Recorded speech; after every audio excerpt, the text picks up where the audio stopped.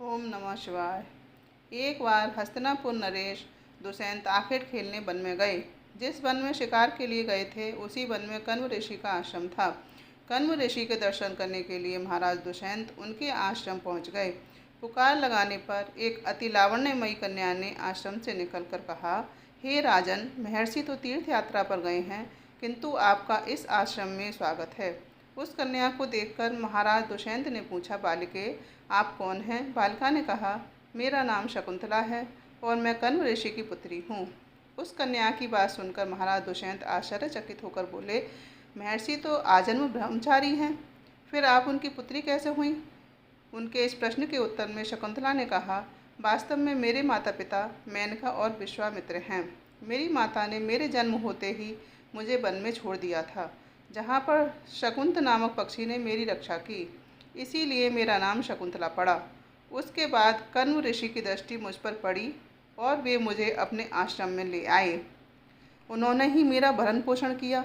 जन्म देने वाला, पोषण करने वाला तथा अन्न देने वाला, ये तीनों ही पिता कहे जाते हैं। इस प्रकार कण्व ऋषि मेरे पिता हुए। शकुंतला के वचन को सुनकर महाराज दुष्यंत ने कहा, शकुंतले, तुम क्षत्रिय कन्या हो। तुम्हारे सौंदर्य को देखकर मैं अपना हृदय तुम्हें अर्पित कर चुका हूँ। यदि तुम्हें किसी प्रकार की आपत्ति न हो तो मैं तुमसे विवाह करना चाहता हूँ। शकुंतला भी महाराज दुष्यंत पर मोहित हो चुकी थी, अतः उसने अपनी स्वीकृति प्रदान कर दी। दोनों ने गंधर्व विवाह कर लिया। कुछ काल महाराज दुष्यंत ने शकुंतला के साथ विहार करते हुए वन में ही व्यतीत किया। फिर एक दिन वे शकुंतला से बोले, प्रियतमे, मुझे अब अपना राजकार्य देखने के लिए हस्तिनापुर प्रस्थान करना होगा। महर्षि कण्व के तीर्थ यात्रा से लौट आने पर मैं तुम्हें यहाँ से विदा कराकर अपने राजभवन में ले जाऊँगा। इतना कहकर महाराज ने शकुंतला को अपने प्रेम के प्रतीक के रूप में अपनी स्वर्ण मुद्रिका दी और हस्तिनापुर चले गए। एक दिन उसके आश्रम में दुर्वासा ऋषि पधारे। महाराज दुष्यंत के विरह में लीन होने के कारण शकुंतला को उनके आगमन का ज्ञान भी नहीं हुआ और उसने दुर्वासा ऋषि का यथोचित स्वागत सत्कार नहीं किया।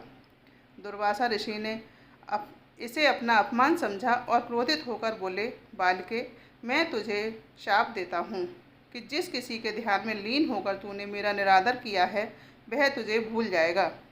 दुर्वासा ऋषि के शाप को सुनकर शकुंतला का ध्यान टूटा और वह उनके चरणों में गिरकर क्षमा प्रार्थना करने लगी। शकुंतला की क्षमा प्रार्थना से द्रवित होकर दुर्वासा ऋषि ने कहा, अच्छा, यदि तेरे पास उसका कोई प्रेम चिन्ह होगा तो उस चिन्ह को देखकर उसे तेरी स्मृति हो आएगी। महाराज दुष्यंत के सहवास से शकुंतला गर्भवती हो गई थी। कुछ काल पश्चात कण्व ऋषि तीर्थ यात्रा से लौटे। तब शकुंतला ने उन्हें महाराज दुष्यंत के साथ अपने गंधर्व विवाह के विषय में बताया। इस पर महर्षि कण्व ने कहा, पुत्री, विवाहित कन्या का पिता के घर में रहना उचित नहीं है।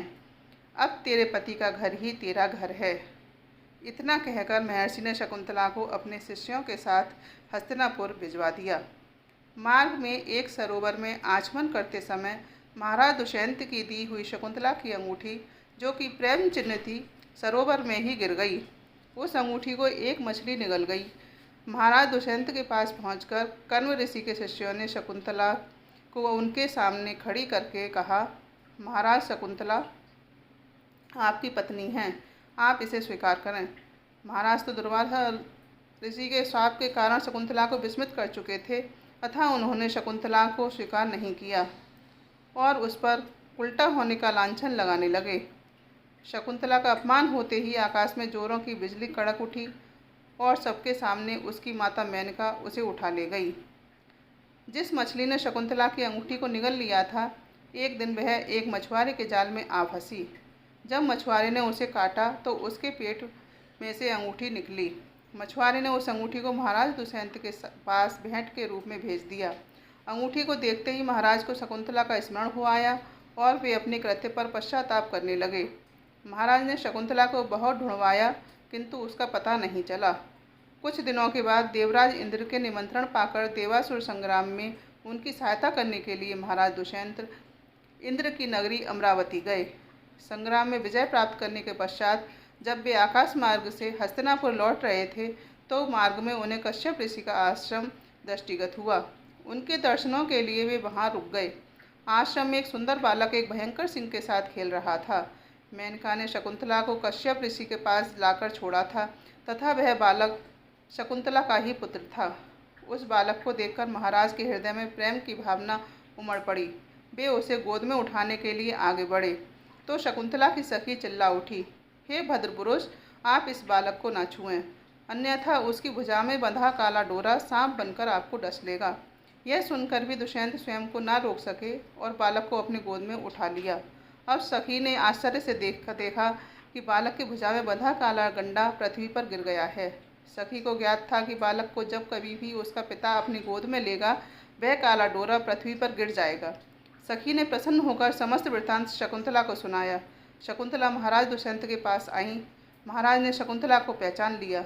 उन्होंने अपने कृत्य के लिए शकुंतला से क्षमा प्रार्थना किया और कश्यप ऋषि की आज्ञा लेकर उसे अपने पुत्र सहित अपने साथ हस्तिनापुर ले आए। महाराज दुष्यंत और शकुंतला के उस पुत्र का नाम भरत था। बाद में वे भरत महान प्रतापी सम्राट बने और उन्हीं के नाम पर हमारे देश का नाम भारतवर्ष हुआ। जय हिंद। अगर मेरी वीडियो अच्छी लगी हो तो इसे लाइक, शेयर एवं सब्सक्राइब जरूर करें। धन्यवाद।